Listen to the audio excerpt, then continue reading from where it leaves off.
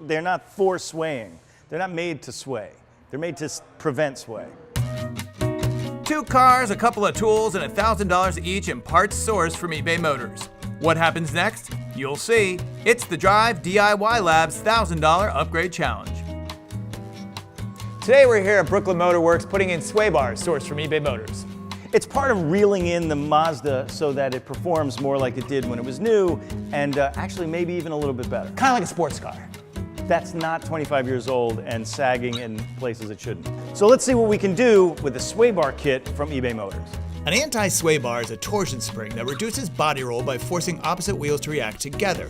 When the spring is twisted in one direction, it applies force in the opposite direction. The bar's radius and the length of its lever arms generally determine how stiff it is. Changing the stiffness of the bars is also a way to adjust handling balance. The first thing we have to do is crack open these rusty old bolts and remove the stock sway bars, both front and back.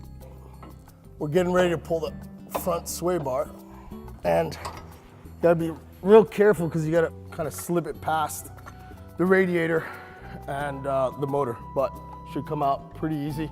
Now that the rusty old hardware is out, we can slip in the new, thicker, stiffer sway bars. And he assures me it's going to drive exactly the same on the way out. Mostly.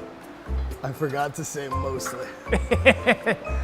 These new fellas are nice and red and very shiny, which Carlos tells me means they're very fast.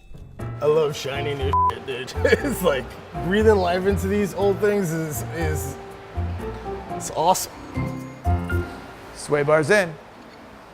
You see that fancy footwork? It's beautiful. Shooter.